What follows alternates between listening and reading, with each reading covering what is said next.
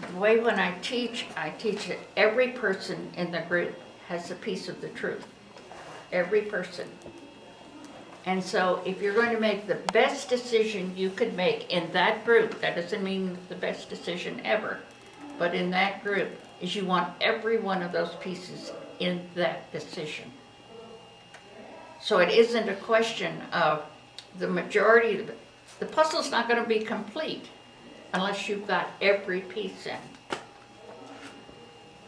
So it takes a little work. It's not like you vote and 60% of you want to go one way and that's the way you go. It's not that.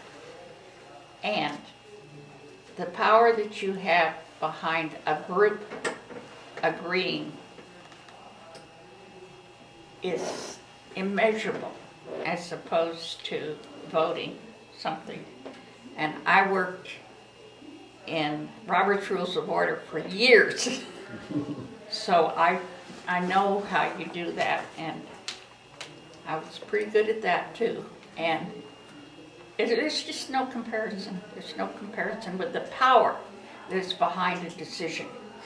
This is assuming that you want a good decision. You know, do we need training? I think any group that is going to use consensus needs to be trained.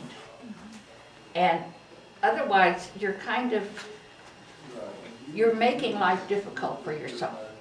It's not necessary that consensus be difficult. It can be quite easy and it can be quite rewarding.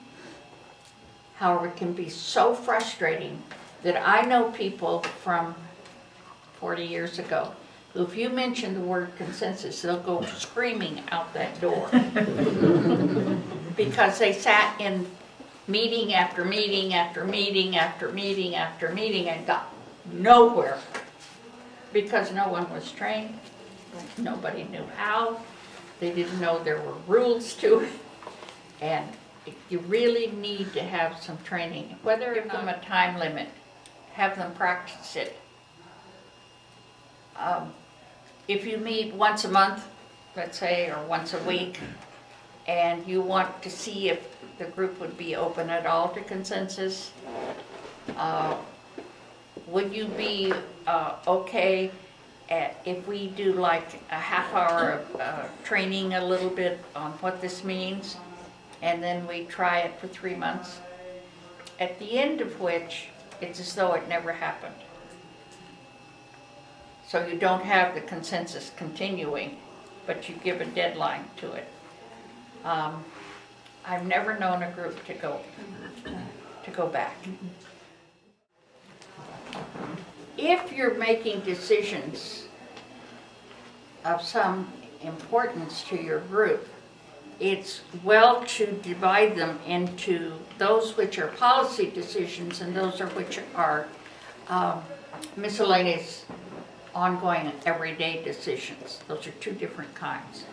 One you can take up usually with a proposal that is put forward at one time. If you're going to do a policy decision, I recommend that you do it over 3 meetings, minimum. The first time it's introduced, the second time it's discussed in depth, and the third time you make the decision, and or you continue the discussions on. But it's important to recognize that there's a big difference in a policy decision. You're going to have to live with it for a while. Now remember, consensus is a very conservative process. Once you consensus, in order to change it, you have to consensus. This is no lightweight thing. This is giving to you the time that you are taking to discuss something some real weight. So if you're going to change that decision, it can be consensus to change it. So if you're just making a decision as to when to have the picnic, that's one thing. But if you're making a decision of whether or not you're going to move and build a building, you're going to live with that for a long time. So be sure that you take enough time to make the right decision, as right as you can make it at that point. One of the keys that I try to give people, and I have to tell you that this is one of the hardest things for people who practice consensus to do, and that is offer your truth and take your imaginary scissors and cut it away from you. I was told don't bite your initials into it. Right. It's no longer yours, it's the group. You've Right. offered it to the group. Now, it means the group has to take it.